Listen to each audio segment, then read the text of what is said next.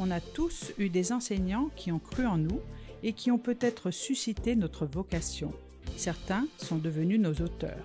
Bienvenue dans le podcast Vocation Auteur, le podcast qui donne la parole à des enseignants qui ont choisi de transmettre leur pédagogie à travers nos manuels. Quel est leur parcours? Qu'est-ce qui les anime? Retrouvez chaque mois l'interview d'un auteur qui vous donnera peut-être l'envie d'en être un. Bienvenue à nos auditeurs. Je vous présente le 12e épisode du podcast Vocation Auteur. Aujourd'hui, nous avons le plaisir d'accueillir Morgane Bourges-Le Goff. Morgane est auteure d'un manuel de seconde bac pro métier de la relation client qui vient de paraître chez Hachette Éducation. Elle est aussi enseignante et formatrice dans l'Académie de Bordeaux depuis 15 ans.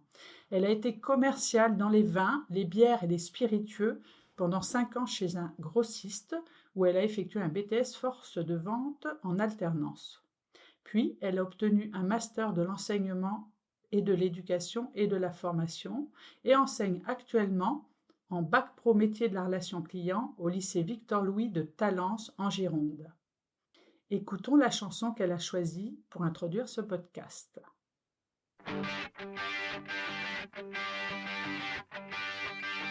Chez moi, les forêts se balancent et les toits grattent le ciel. Les eaux des torrents sans violence et les neiges sont éternelles. Chez moi, les loups sont à nos portes et tous les enfants les comprennent. On entend les cris de New York et les bateaux sur la Seine. Bonjour Morgane. Bonjour Pascal. Alors, tu as choisi la chanson de la chanteuse canadienne Céline Dion, « J'irai où tu iras ». Pour quelle raison as-tu fait ce choix ? Alors, parce que c'est moi, parce que les gens qui me connaissent savent que Céline Dion, c'est ma chanteuse préférée depuis que je suis toute petite. Et en fait, pour la petite histoire, à 20 ans, j'étais chanteuse dans un orchestre. J'ai travaillé pendant 5 ans, j'étais payée pour aller chanter dans des mariages, dans des bals à papa, etc. Et c'était mon quotidien. C'est quelque chose que j'aime toujours aujourd'hui, que je ne fais plus.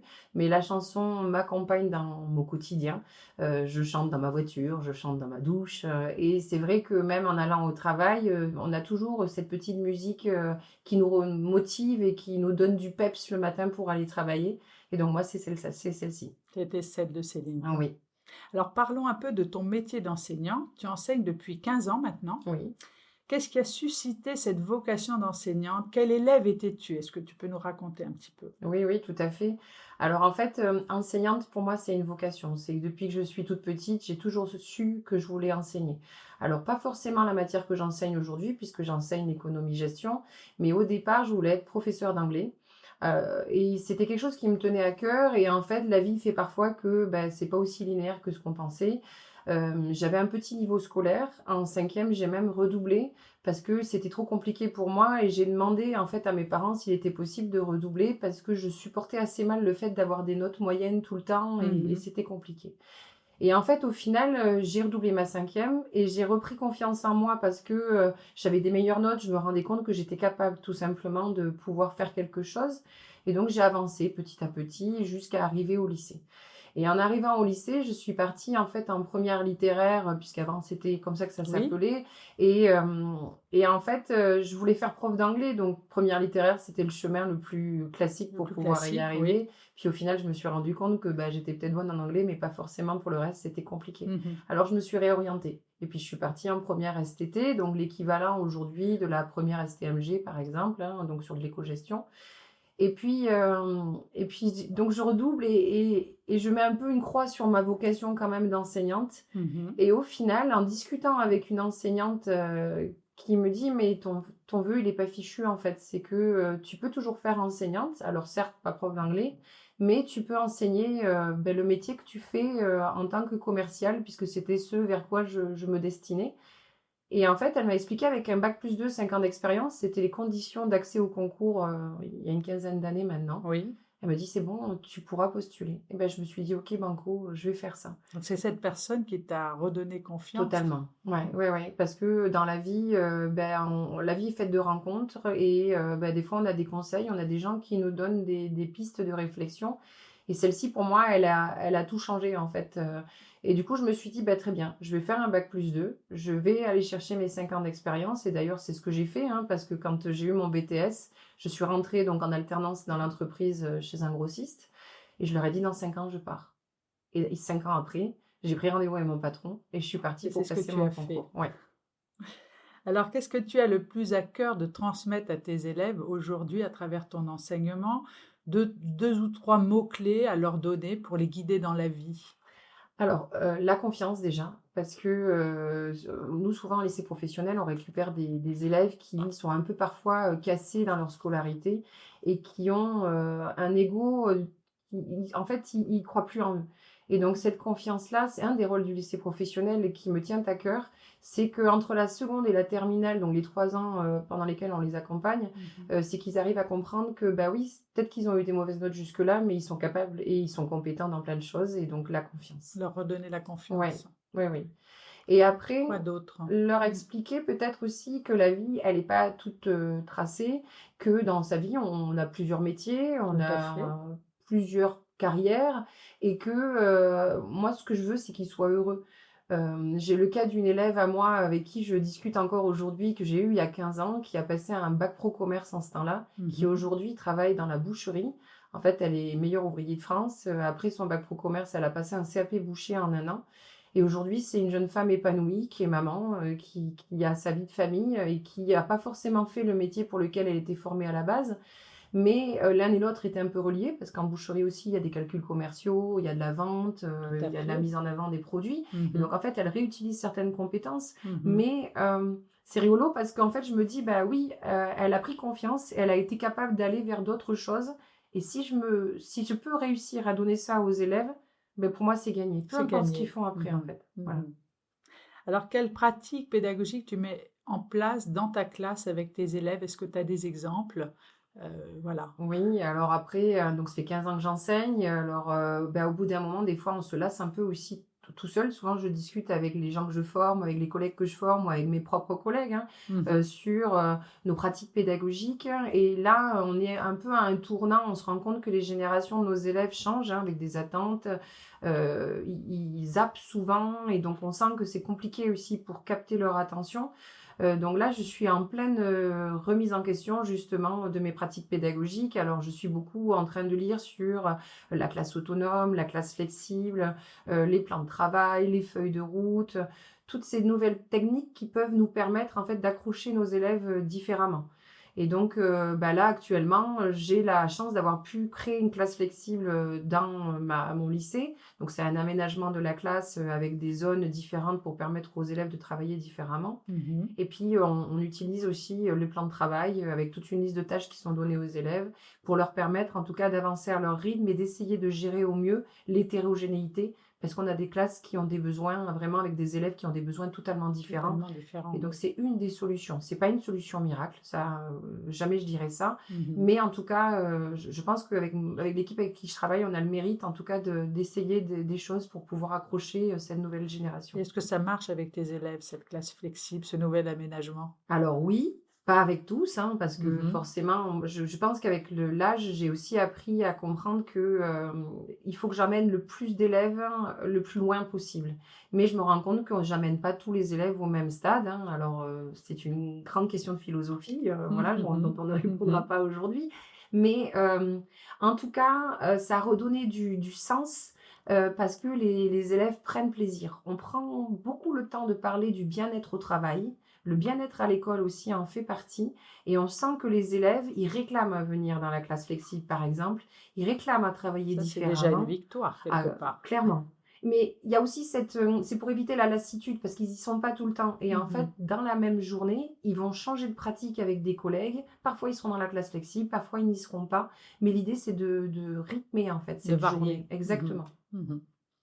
Alors, tu es l'auteur donc du consommable Famille des métiers de la relation client en seconde bac pro, qui est un consommable qui vient de paraître chez Hachette Éducation. Alors, tu n'es pas toute seule, hein, tu Non. as une équipe, c'est Oui. toute une équipe qui a Oui. conçu ce manuel. Quel sens avez-vous donné à ce projet?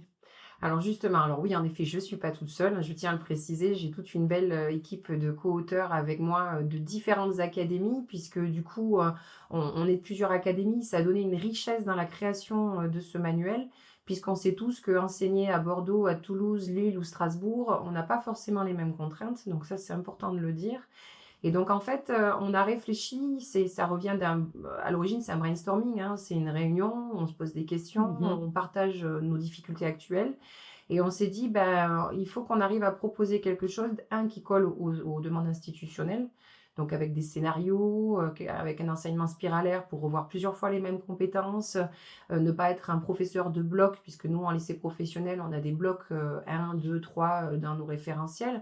Donc, on a essayé de mixer ces compétences, proposer des scénarios et la petite nouveauté, proposer un plan de travail pour justement essayer d'aider les collègues à mettre un enseignement peut-être un peu plus autonome. Alors c'est sûr, en seconde, ce sont encore des petits, entre guillemets, mais en tout cas pour les aider à devenir autonomes. Et c'était vraiment ce qui nous tenait à cœur. Et puis, Alors, c'est quoi ce plan de travail? alors, le plan de travail, en fait, c'est toute une liste de missions qui sont proposées, mais on a pris le soin de beaucoup détailler les consignes. C'est-à-dire que, 1, je lis le document, 2, je vais relever les informations, 3, je remplis l'annexe, par exemple, pour pouvoir faire en sorte de guider l'élève pour qu'à terme, il arrive à maîtriser, en fait, un mode d'emploi, un process, en fait, de travail pour pouvoir les rendre autonomes. Et ça permet aussi à des élèves d'avancer plus vite parce qu'en fait, on s'est rendu compte que dans une classe de 30, il y a des gamins qui avancent bien. Et des fois, on a tendance à les freiner parce qu'on est obligé d'attendre ceux qui, du coup, ont plus de difficultés. C'est frustrant d'un côté et c'est démotivant de l'autre parce qu'on voit qu'il y en a qui avancent et d'autres qui sont un peu plus en retard. Et en fait, ce système de fonctionnement, on pourrait imaginer très bien dire, il y a 4 missions. Sur les 4 missions, puisque les compétences vont être revues plusieurs fois dans le manuel, s'il y en a une qui n'est pas faite par un élève, c'est pas grave. Et s'il y a un autre élève qui lui avance plus vite et qui peut aller, parce qu'on a fait des petits chapitres vers le bac, enfin des choses qui vont un peu plus loin, le gamin qui avance, lui, il pourra peut-être avancer un peu plus, mais c'est au moins faire avancer tous les élèves, pas au même niveau, mais au moins les faire avancer quand même. Et c'était l'objectif. C'était l'objectif. Ouais. Et qu'est-ce que tu dirais aux enseignants qui ne connaissent pas cette démarche et qui voudraient s'y mettre? Comment tu leur dirais de commencer? Alors en formation, souvent on dit il faut commencer petit. Et je pense que ça c'est important. Là aujourd'hui, je parle avec du recul, avec un peu de temps de mise en œuvre, et donc forcément, voilà. Moi, ce que je conseille à tous les novices, entre guillemets, parce qu'en fait, il y a plein d'anciens collègues comme moi qui ont des années d'ancienneté et qui ont du mal aussi. Déjà, je pense qu'il faut essayer, prendre le risque, entre guillemets, d'essayer. Ça marcherait peut-être pas du premier coup, mais ça fait du bien. Ça fait du bien de tester de nouvelles choses et puis peut-être échanger avec les collègues en disant tiens, j'ai essayé ça n'a pas tout à fait marché, et puis réajuster. Et puis on sait tous qu'en fait, en fonction des classes que l'on a, en fonction des moments de la journée que l'on peut avoir, il y a des choses qui matchent et des choses qui ne matchent pas, comme actuellement d'ailleurs dans nos cours classiques que l'on peut faire. Et donc pour moi, c'est juste tenter.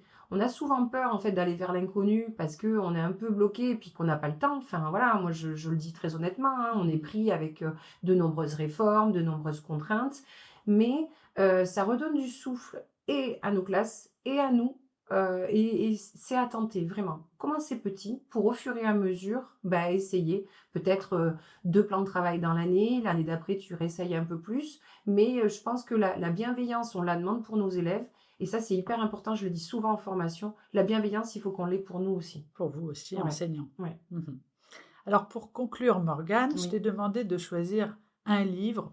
Bon, ton livre préféré du moment, on va dire. Oui. Alors, quel livre as-tu choisi? Alors, j'ai choisi Mon prof, ce héros. Donc aux éditeurs de la Presse de la Cité. Donc c'est un livre qui avait été écrit en hommage à Samuel Paty. Oui. Et en fait, c'est un recueil de témoignages sur des enseignants qui ont marqué la vie de formateurs, d'enseignants. Et en fait, je pense que j'aimerais un jour pouvoir dire que j'ai marqué des élèves comme j'ai des enseignants qui ont pu marquer ma propre carrière, en fait. Et c'est quelque chose qui me tient à cœur. Parce que je n'aurais pas marqué tout le monde, ça c'est sûr, mais si au bout de X années de carrière, j'ai pu aider 2 élèves par an, rien que ça, je me dis que en fait, mon rôle qui est d'utilité publique, parce qu'on est vraiment là, on forme ces nouvelles générations, je me dis que j'aurais gagné rien que ça, et c'est important. Et ce livre, il est touchant parce que justement, on se reconnaît en fait à la lecture. Dans nos moments de vie qui sont difficiles ou à un moment, il y a un prof qui te tend la main, qui te dit: «Bah ouais, mais tu verras, c'est possible» et rien que d'avoir quelqu'un qui croit en soi à un moment ou à un autre, ça peut nous aider à Ça peut continuer. aider. Voilà. Mhm.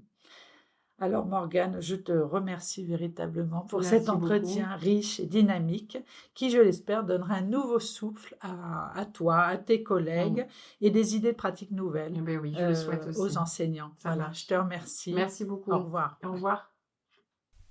Merci à tous de votre écoute. Si vous avez aimé cet épisode, n'hésitez pas à le liker et à le partager.